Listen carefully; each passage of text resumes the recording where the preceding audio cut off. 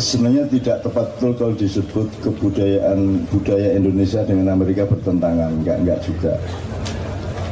Tingkat perbedaan atau mungkin ada pertentangan sedikit itu formula atau aplikasi kulturalnya, budayanya, tapi bukan prinsip kemanusiaan dan sosialnya. Saya prinsip sosial dan kemanusiaan itu sama di seluruh dunia karena sama-sama manusia. Nah, untuk ini saya mengingatkan beberapa poin ya. Yang pertama,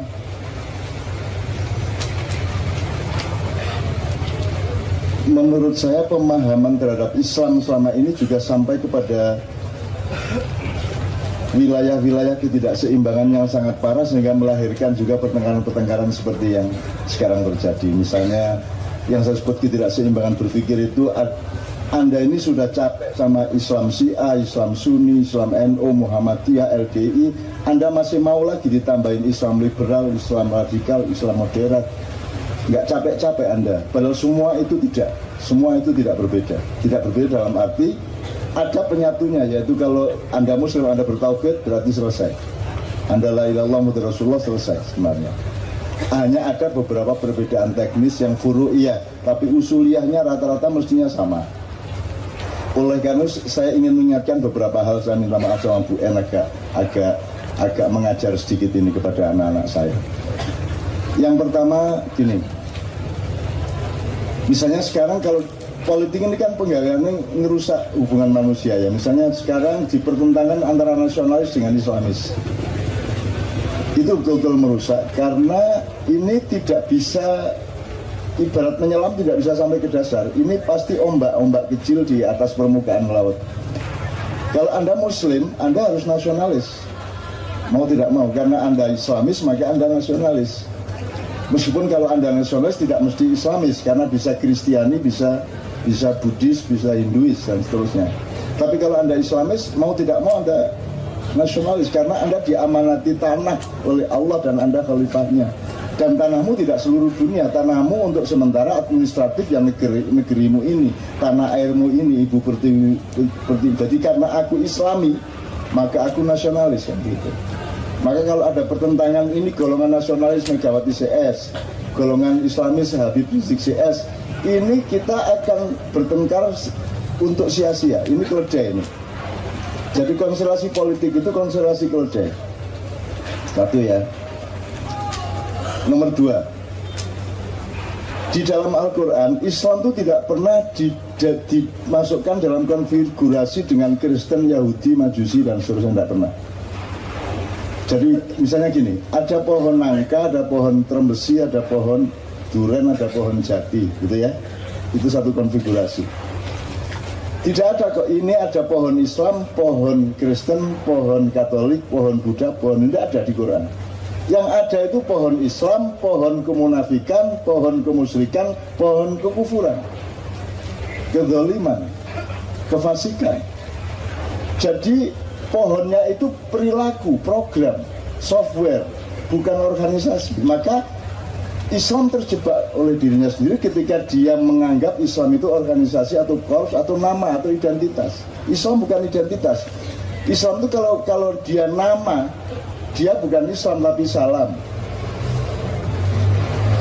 Islam itu adverb atau masdar dalam nahwu shorab itu masdar namanya. Jadi itu program, Islam itu program, visi misi, bukan nama kelompok. Tapi kita terlanjur, Islam itu institusi. Maka terus kita dikotomikan dengan Kristen, dengan Katolik, dengan yang lain-lain. Akhirnya ribut ini. Pemimpin Islam gini. Kata-katanya aulia akum misalnya. Terus diterjemahkan menjadi Kristen, menjadi yang non-Islam. Jadi ini kita harus menafsirkan ulang, harus mentadaburi kembali. Karena Islam itu program visi misi yang membawa manusia selamat di hadapan Tuhan. Maka disebut Islam. Islam itu penyelamatan, nyelamet no. Bukan selamat. Selamat itu kakaknya Eros. Gitu ya. Nyelamet jadi dia program, dia visi misi, dia GBHN. Dia GBHN, bukan nama parpol. Nah, Islam terlanjur menjadi institusi yang dibedakan dengan institusi Katolik, Kristen dan seterusnya. Apa boleh buat?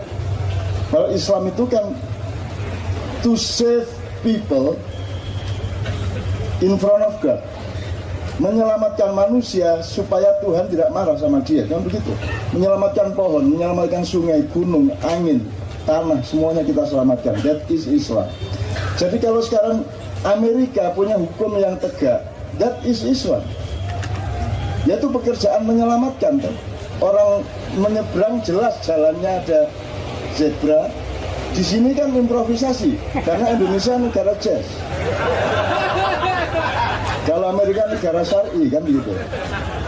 Di sini harus cari keselamatan sendiri-sendiri. Makanya orang Indonesia itu tangguh-tangguh, karena tidak ada yang melindungi dia. Tidak ada yang melindungi bangsa Indonesia. Anda sama polisi terancam, sama pemerintah diinjak, sama orang lain, sama teman sesama Islam dikafirkan. Jadi Anda terancam terus, dan Anda harus melindungi dirimu sendiri. Paling pol Anda mengeluh kepada Allah. Maka orang Indonesia itu berani berkelahi karena tiap hari dia diancam.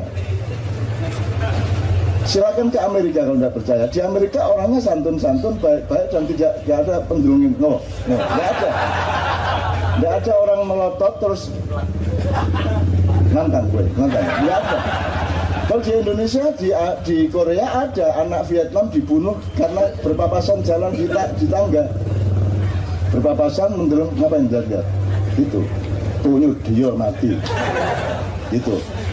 Jadi orang Indonesia di satu pihak dia tidak terlindung, di lain pihak dia menjadi tangguh. Nah, silakan ambil hikmahnya yang mana. Jadi sekali lagi Islam itu bukan institusi, ya. Islam itu program, tapi terlanjur menjadi identitas. Nah, ini salah atau tidak monggo dipikirkan. Saya tidak sedang nyala-nyalain. Saya cuma berpendapat seperti itu. Nah, ketiga, Islam itu tidak, katakanlah Islam itu ada tiga, ya. Kita kalau akademis sedikit ada kalamun atau qaulun, tsummataniyan ilmun, wa tsalitsan wujudun. Jadi ada kata, ada ilmu, ada wujud, dan begitu semua hal. Katakanlah pakai terminologi kata, ilmu, wujud, atau sistem. Kata, sistem, wujud. Kata Islam yang pertama itu selama ini dianggap Iqra. Ya, gitu? Iqra. Berarti Nabi Muhammad sebelum dapat Iqra masih kafir. Berarti semua Nabi sebelumnya kafir semua. Kan begitu? Karena dianggap Islam itu mulai Iqra.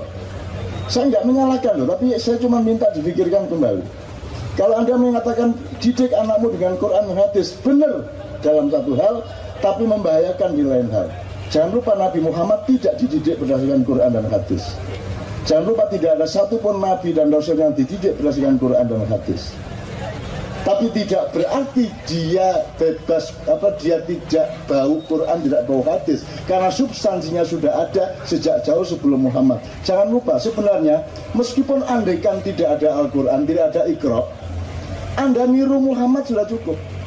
Wong dia Al-Amin kok, manusia yang santun, manusia yang humble, manusia yang, Anda lihat Muhammad saja sebagai manusia, terus Anda berlaku seperti dia, that's beres, itu sudah beres. Anda menjadi muslim yang baik. Cuman kurang administrasinya, syahadat, sholat, kan gitu. Allah kasih rukun Islam 5 itu ya karena manusia keledai semua. Tak suruh mikir langsung, gak ada, saya dipikir sendiri sana, dipikir sendiri. Enggak jadi-jadi. Tetap aja kafir, tetap aja bertengkar, tetap aja menumpahkan darah. Akhirnya Tuhan, ya udah tak kasih resep aja deh. Udah, yang penting kamu syahadat, yang penting kamu sholat sehari 5 kali, puasa Ramadan, zakat kalau bisa, kalau punya duit naik gaji, udah cukup, udah. Akhirnya Islam dipersempit oleh Allah menjadi 5 itu, dan kita pikir itulah Islam. Yang di luar itu kita pikir bukan Islam. Jadi kalau naik motor bukan urusan Islam, kan begitu kan? Jualan angkringan bukan urusan Islam, kan begitu. Akhirnya kita pikir Islam adalah cuma itu. Nah, jadi salah menurut saya kalau Islam dimulai dari kata Iqra. Islam itu kalau kita tarik sebelumnya, loh, Nabi Isa sangat muslim, Nabi Musa sangat muslim. Kalau kita pakai bahasa Jawa, Quran itu kelapa, sebelum itu dia evolusinya, sebelum kelapa dia adalah degan, degan itu Injil, sebelum degan dia cengkir, cengkir itu Zabur, sebelum cengkir dia beluluk. yaitu Taurat. Jadi Taurat sampai Quran itu bukan 4 kitab, itu 1 kitab yang dievolusikan sampai sempurna menjadi Al-Quran. Tapi seluruh dunia sudah salah paham. Sekarang ada agama kelapa, ada agama beluluk, ada agama cengkir, ada agama tegan. Betul nggak? Itu punya agama kelapa ini dibagi-bagi, ono agama kelapa aliran sabut, agama kelapa aliran batok, agama kelapa aliran santen, agama kelapa aliran ampas, aliran belara, aliran glugu, semacam-macam. Alu glugu wal belara. Sudah capek kita jadinya, gitu loh. Karena kita tidak, menurut kita tidak melacak asal usulnya. Oh kalau gitu, kalau nggak dari Iqra, berarti dari gini. Tak ingetin ya. Karena Anda mengatakan mulai dari Iqra, Anda juga nggak mikir Maulid Nabi kok 12 Rabiul Awal itu gimana? Salah itu. Mulai tahun ini Maulid Nabi itu jangan 12 Rabiul Awal, tapi 17 Ramadan. Ayo, ganti itu hari libur nasional. Maulid Nabi itu adalah turunnya wahyu. Disitulah Nabi inaugurasi menjadi Nabi. Iqra bismi rabbikal ladzi khalaq, 17 Ramadan. Jadi Maulid Nabi itu bareng sama nuzulul Quran. Jadi mulai puasa tahun depan bikinlah nuzulul Quran straight Maulid Nabi. Benar nggak? Kalau 12 Rabiul Awal itu bukan Maulid Nabi tapi Maulid Muhammad. Dah, kalau memang tidak ingin ganti hari libur nasional, nyebutnya dirubah dari Maulid Nabi menjadi Maulid Muhammad. Kalau Maulid Nabi 17 Ramadan dong. Ini kayak Habib Hamengkubuwono aja. Hamengkubuwono ke-9, terus ke-10, sekarang jadi Hamengkubawono ke-10. Loh, Hamengkubawono ke-1 dong, sebelumnya belum ada kok. Ini masa mikir gitu aja nggak bisa. Kalau ke-10 itu Hamengkubuwono, kalau Hamengkubawono ke-1. Gimana sih? Tapi orang Indonesia ini wis piye iki gitu ya. Oke, kalau gitu kita cari. Maulid Nabi udah jelas ya. Maulid Nabi 17 Ramadan, Maulid Muhammad. Saya Ma'iyah, mudah-mudahan tahun ini berhasil saya bikin syair-syair sholawat untuk Maulidin Nur. Tidak hanya maulidnya Muhammad bin Abdullah yang lahir 12 Rabiul Awal, tidak hanya maulid Nabi mulai 17 Ramadan, tapi maulidnya Nur Muhammad. Awal mula Allah menciptakan cahaya dari dirinya sendiri. Itu kita ulang tahun nih. Bebas kapan saja, wong kita tidak tahu. Kan gitu. Jadi kalau mau mengagumi Muhammad, jangan kagumi Muhammadnya. Muhammadnya bukan apa-apa, dia cuma ciptaan. Muhammad itu sarana atau wasilah untuk mengagumi penciptanya. Gitu loh. Makanya saya akan bikin Maulidun Nur dengan syair-syair yang kita bahasa Arabkan dengan Syekh dan Kak Fuad nanti. Nah ini hubungannya, misalnya kalau sekarang Anda mulai berpikir jazz lagi ya. Apa bedanya Masehi sama Hijriah? Kalau Masehi itu ditentukan berdasarkan hari lahirnya Yesus atau Isa. Tapi kalau Hijriah tidak berdasarkan hari lahirnya Muhammad, tapi berdasarkan hari hijrahnya Muhammad. Kenapa? Karena hijrahnya adalah nilai, lahirnya adalah manusianya. Di dalam Islam yang penting nilainya bukan manusianya. Kalau dulu Allah milihnya bukan Muhammad tapi Karjo, ya kita syahadatnya Karjo. Wasyhadu anna Karjo Rasulullah. Ya kan gitu. Muhammad tidak penting kalau Allah tidak membuatnya penting dan mencintainya sebagai kekasih yang utama, kan begitu. Tetap nomor 1 tauhid, Allah yang terpenting. Semua itu gara-gara Allah. Gitu ya. Jadi kenapa kita sekarang kayak kemarin tahun baru bulan di Indonesia itu ruwet. Mau tahun baru jangan keluar rumah. Kalau kamu nanti beli trompet berarti Yahudi. Kalau kamu pakai petasan dan kembang api berarti Majusi. Kamu meluk agama Majusi. Oh iya, ya not government but some Islamic preacher, ya, say that. Dan jangan pakai bel, itu Nasrani. Sekarang saya tanya, ini yang tidak boleh pas tahun baru tok apa kapan saja tidak boleh? Siji. Nomor dua, yang tidak boleh itu apanya? Bunyinya, apinya, belnya, trompetnya, apa yang mana? Yang jelas, substansinya yang mana ini? Kalau trompet tidak boleh, telolet, ya. Ya toh? Kalau trompet tidak boleh, trombon tidak boleh. Nah, trombon tidak boleh kan begitu. Kalau tang nggak boleh, tukang bakso piye? Kan begitu. Terus tukang bakso bagaimana? Terus apa namanya, tukang becak bagaimana? Sekolah bagaimana? Kok semua nggak boleh ini loh? Apa kalau mbak jadi kambing? Ya enggak dong, kita mbak tidak akan jadi kambing, gitu loh. Dan kenapa Anda bingung sama hari Natal? Itu kan harinya lahirnya Nabi Isa. Kamu cinta nggak sama Nabi Isa? Ya kamu peringati juga dong. Kamu kalau pas Natal kamu juga bikin acara memperingati Maulid Isa. Terus ayatnya jelas. Salamun alayya yauma wulidtu wa yauma amutu wa yauma ub'atsu hayya. Ada dua ayat, yang satu salamun alaihi yauma wulida wa yauma yamutu wa yauma yub'atsu hayya di surat Maryam. Kesejahteraan dilimpahkan kepadaku ketika aku lahir, ketika aku dimatikan, dan ketika aku dibangkitkan kembali. Dia sendiri merayakan dirinya sendiri. Kalau engkau cinta kepada Isa, bikin itu setiap hari Natal, bikin Maulid Isa. Kan begitu. Lu kamu cinta nggak sama Isa? Beriman nggak sama dia? Beriman. Why not? Gitu loh. Nah ini orang tuh marah aja tiap hari. Pantes dapat Trump kamu. Kan gitu. Tiap hari marah terus gitu loh. Jadi dikit-dikit neraka kayak dia yang punya aja. Kayak dia punya hak atas neraka dan surga gitu loh. Kalau sekedar berpendapat, bilang kalau berpendapat, menurut pendapatku itu akan membuat Tuhan memasukkanmu ke neraka. Tenang, nanti saya cek loh sama Tuhan loh. Tinggal gitu Anda. Oke, jadi ternyata kaulnya tadi tidak ikro. Mungkin ketika Adam dimulai Islam, kita lacak ke belakang. Ya, kalau Adam kalimatnya apa? Wa 'allama Adam al-asma'a kullaha tsumma 'aradahum 'alal malaikah. Dan Allah mengajarkan fenomena-fenomena kehidupan, kemudian dia mengemukakannya, meresonansikannya, meneruskannya, mengucapkan itu kepada para malaikat. Jadi itu kalimat Islam yang pertama. Loh,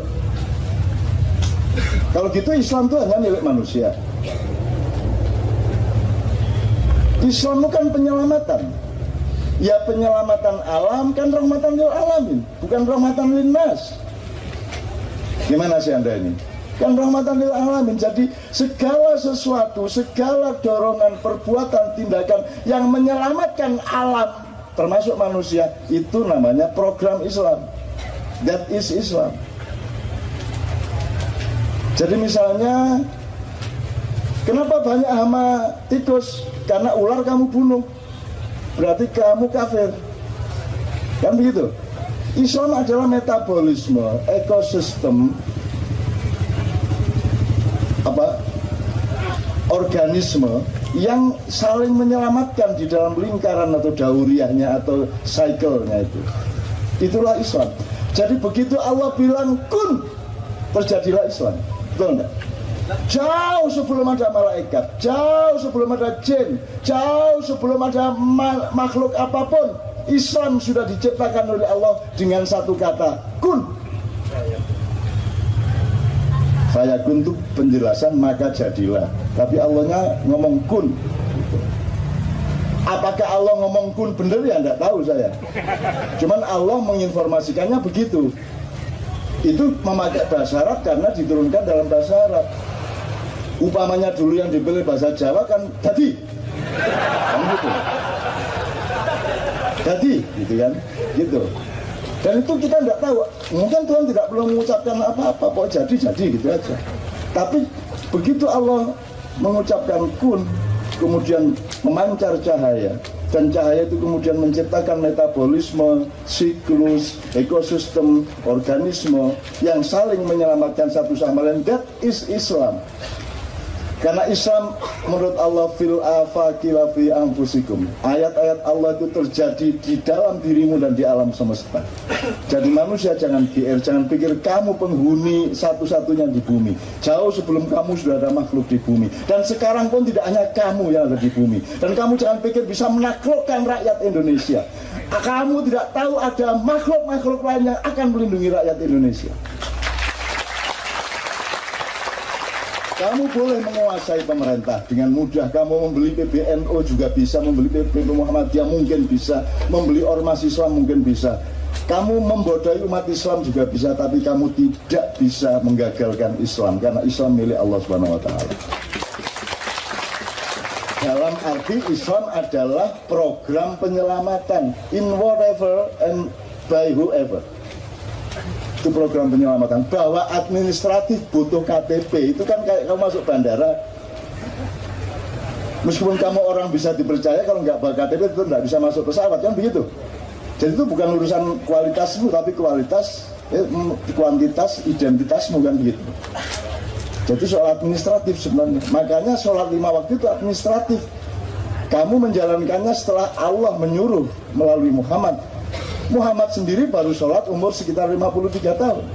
Jangan dipikir sebelum itu dia tidak sholat. Dia sholat tapi dengan cara yang tidak seperti berikutnya. Perdanya baru. Ini UUD-nya 2002 bukan 1945.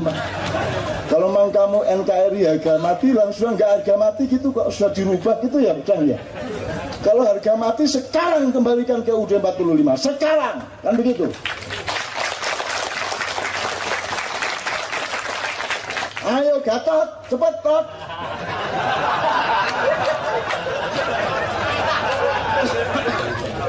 Nek orang ngenteni. Jadi teman sekalian, terakhir sekali sebelum berikutnya ya. Sebelum Januari kan saya ini kan disentuh-sentuh oleh masalah-masalah banyak. Kalau masalah rakyat kan harus bendino ya. Masalah-masalahmu, gue banyu, pura-pura cak berkah karpe gini, cak bayar utang. Pokoknya macam-macam, saya ngerti lah mereka hatinya itu. Ada yang cak ini ben aku bisa tercapai maksudnya ini cak untuk judul kan gitu, tapi tidak diucapkan ke saya gitu. Kalau itu kan tiap hari beriku. Cuman kemudian ada masalah-masalah yang agak krusial secara segmented atau juga sudah secara nasional dan secara menyeluruh. Tapi bulan Januari, jadi misalnya entah soal migas, entah soal oli, entah soal tambang, soal macam-macam lah ya. Tapi Januari ini saya didatangi di Kiai Kanjeng itu diundang, di antara undangannya itu ada 3 yang sifatnya nasional. Yang pertama itu teman-teman pers, teman-teman wartawan itu kan akan ada hari pers nasional, dan saya minta dibicara di situ. Dan mereka itu tidak tahu bahwa saya itu sudah meninggalkan pers itu kan sejak 1998 tanggal 22 Mei. Saya itu ibarat petani sudah meninggalkan sawah dan cangkulnya. Saya bertaruh tidak dapat income, saya tidak punya honor tulisan lagi karena udah nulis, dan saya tidak bikin acara di TV nasional lagi karena saya punya pendapat yang berbeda. Saya masuk ILC nggak mau, Gig Andy nggak mau, Mata Najwa nggak mau, dan seterusnya. Sudah sejak dulu. Itu berarti kan saya, kalau ini ibarat profesi kan saya tidak dapat penghasilan, saya tidak dapat penghidupan. Artinya saya itu puasa sudah 18 tahun. Saya hidup seperti ayam, terserah-serah Allah. Kalau aku harus mati untuk menjalani rekod ini, biarlah aku mati. Tapi yang penting kau ridho kepada aku. Ilam takun alayya wa topun fala ubali. Asal Allah tidak marah kepadaku, maka aku sengsara kayak apapun akan aku lakukan. Dan begitu ceritanya. Tiba-tiba saya suruh ngomong di pers nasional. Karo Tejo, di Tejo. Sama Tejo, sama Garin, sama Budi Latif. Nah, saya ini karena orang puasa kan akan buka loh mas. Masalahnya adalah kalau saya datang ke acara itu aku buka tak mokel gitu. Ini buka apa batal kan begitu. Nah saya belum tahu ini, kalau jangan-jangan ini batal. Kalau batal ya sia-sia puasa saya. Sudah sholat tarawih sudah sampai rakaat ke-10 ngentut. Ya toh mas, kan diulang lagi mas, diulang lagi gitu. Sudah rakaat ke-4 isa-isa kok. Dan kentut itu kan tidak peduli jumlah kentutnya dan volumenya. Meskipun Ini Pak Mas, udah batal udah. Betul nggak Mas? Batal udah, kecerit ya batal, ngising ya batal, ngentut dut ya batal, tis ya batal, entah ya batal. Nah saya kalau bisa karena puasa ya saya nggak batal lah, saya akan sampai buka lah. Saya belum tahu sampai sekarang bukanya itu kapan. Allah yang menentukan buka saya. Itu pertama. Jadi saya nggak bisa menerima. Tidak ada masalah saya dengan pers nasional dan mudah-mudahan mereka juga tidak ada masalah sama saya. Yang kedua itu teman-teman wartawan dari DPR itu juga minta Kiai Kanjeng dan saya untuk makyahan di halaman Senayan, di halaman gedung DPR. Maksudnya adalah untuk memaiyahkan atau memaiyahi anggota DPR. Mereka pokoknya pusing kepala, dia frustrated very much gitu ya terhadap semua kejadian yang sekarang ini. Terus mereka ingin, wah ini sudah nggak ada lagi, ini harus dimaknai ini kan gitu kan. Saya bilang, kamu jangan menyeret saya ke suatu tempat di mana Tuhan akan mengejek saya bilang gitu. Maksudnya dia Cak, nanti kalau saya datang ke DPR saya dicegat sama Tuhan di pintu depan. Bagus sih gonen. Aku ira dirungokke ya. Saya aja nggak didengerin masa kamu mau memberi petunjuk kepada mereka. Aku ini bikin Quran dulu tidak berguna untuk mereka.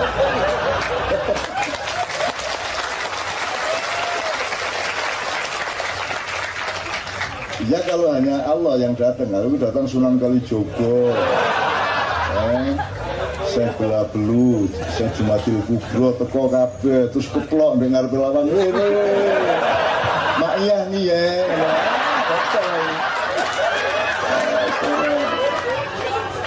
Akhirnya teman-teman sekalian saya kasih saran teman-teman gini loh. Saya punya pikiran begini, teman-teman wartawan ini selama saya aktif di jurnalistik, saya kan aktif di jurnalistik ya. Saya wartawan dan saya juga trainer wartawan di zaman tahun 70-an. Saya wartawan bener saya dulu, 5 tahun saya. Dan semua bidang saya pernah reporting gitu, saya pernah investigasi dan seterusnya. Sampai sekarang kan wartawan itu masih tidak menjadi subjek dari perubahan Indonesia. Mereka nonton-nonton, ngeliat-liat, memberitakan yang kira-kira menurut mereka penting kan gitu. Nah penting itu karena apa saya tidak akan ngomong. Pokoknya Anda tahu masing-masing. Nah, mbok sekarang wartawan yang di DPR ini sekitar 145 orang ini menyatakan sikap dan menunjukkan bahwa mereka adalah pilar yang penting untuk merubah Indonesia. Jadi wartawan muda mengambil sikap, memberi pernyataan dan jumenengan, inaugurasi bahwa mereka adalah pilar yang juga penting di luar trias politika, di luar komponen-komponen yang lain. Jadi Anda menunjukkan diri Anda bahwa Anda termasuk bagian yang ikut mengambil keputusan masa depan Indonesia. Kalau Anda berdiri di situ, saya akan sorong Anda, saya akan bantu Anda. Tapi kalau saya disuruh memakyai wong DPR, ya Allah kan sudah mengatakan innaka la tahdi man ahbabta walakinallah yahdi man yasha. Engkau tidak bisa memberi petunjuk kepada siapapun meskipun engkau sangat mencintai mereka. Allah yang memberi petunjuk kepada siapapun yang dia kehendaki kan begitu. Jadi aku serawani lagi pun tapi tak ewangi sekarang dalam proses apakah akan terjadi tidak wallahu alam. Nah terakhir yang ketiga, seharusnya besok malam itu kita makyahan di Lenteng Agung di halaman kantor PDIP. Jadi kita diundang dan mereka bilang ini sudah ketiga kali ini tidak masuk ditolak lagi kan gitu. Nah kemarin itu kan pasca pidato para penganut ideologi tertutup itu meramalkan tentang hari depan yang notabene mereka belum pernah melihatnya kan gitu kan. Nah itu kan kalau mau ngomong syar'i kan itu pelanggaran terhadap rukun Islam. Berarti statusnya kafir aslinya. Tapi kita tidak akan mengkafirkan siapa-siapa karena yang kafir dan tidak kafir Allah yang tahu. Kita cuman ketoe gitu ya, tapi enggak apa-apa. Apalagi kalau tidak mengerti kan tidak ada masalah. Kalau memang orang tidak mengerti apa yang dikatakannya kan tidak masalah, insya Allah. Cuman besok dikasih tahu. Nah, mungkin karena dianggap ini akan bisa menjadi ranjau jangka panjang, ini bisa menjadi bahaya ke depan.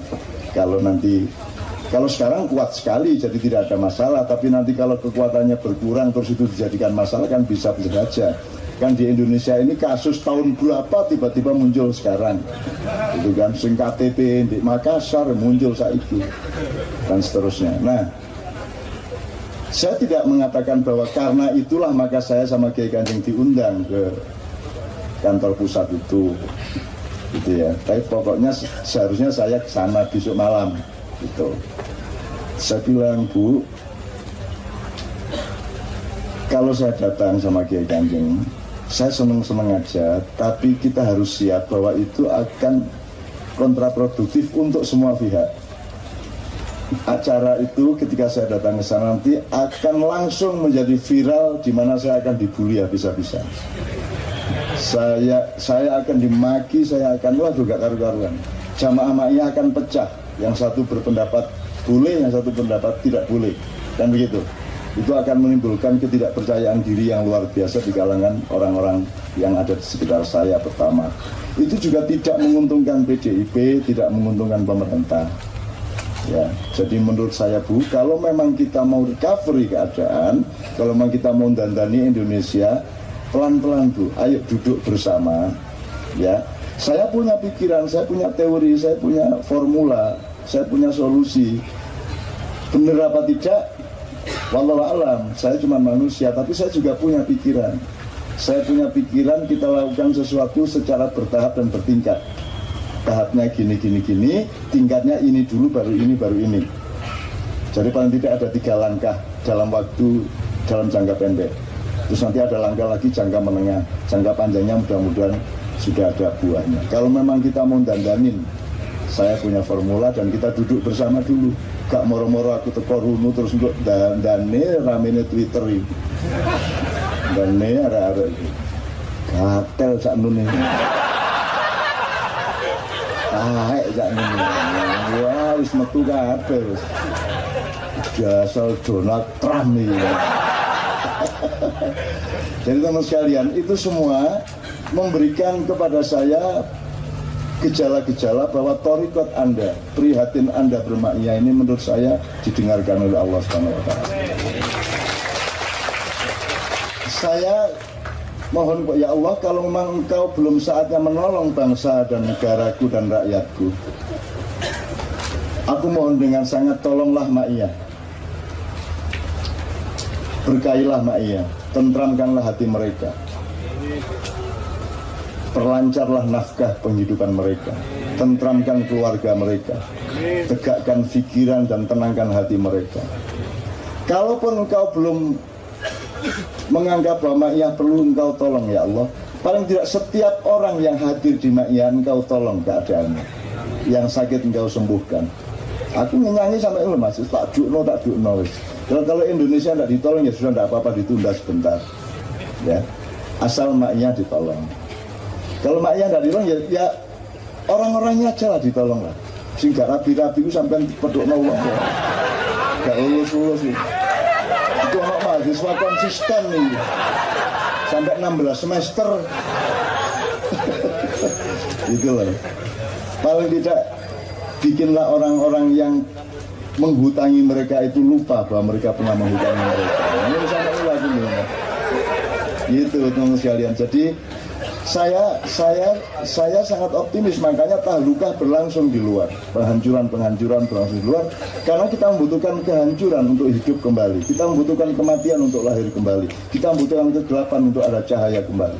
Habis gelap terbitlah terang. Gitu ya. Dan saya sangat percaya, karena saya itu asal ketemu ma'iyahan delok raine arek-arek, masya Allah.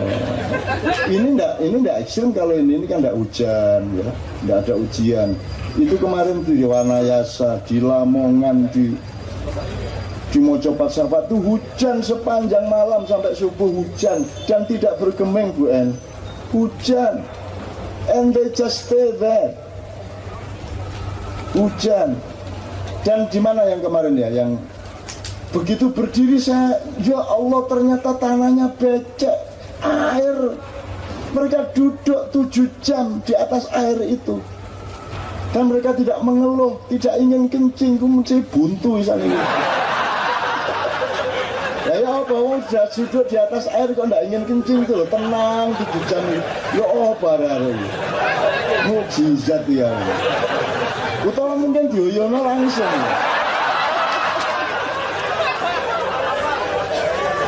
Masya Allah. Itu saya menangis kalau melihat teman-teman tuh, ya Allah, bagaimana mungkin mereka duduk. Kalau yang ibu-ibu begini, bayinya taruh sini, itu dia 6 jam duduk di atas air. How can it be? Bagaimana itu terjadi? Kalau itu bukan rahasia Allah apa? Kalau itu bukan janji Allah apa? Kalau itu bukan tabirnya Allah yang akan dikuatkan apa? Aku optimis kepada masa depan kita semua. Memang mereka sangat menguasai kita secara teknis, politis, ekonomi, keuangan, birokrasi, undang-undang, mereka sangat menguasai kita. Tetapi tidak semudah itu kehidupan. Ada sesuatu yang mereka tidak ngerti, ada sesuatu yang mereka tidak perhitungkan. Lebih banyak yang tidak bisa kau kuasai daripada yang kau kuasai. Karena di dunia ini lebih banyak yang tidak engkau ketahui dibanding yang engkau ketahui. Kamu mengetahui hanya 1, tapi yang tidak engkau ketahui ada 1000. Jadi tolong teman-teman yang sekarang berada di wilayah-wilayah yang menginjak rakyat Indonesia, aku ingin katakan kepada kalian, dipikir meneh to, wis to, kok sampean njaluk tolong aku loh suatu hari. Awas loh.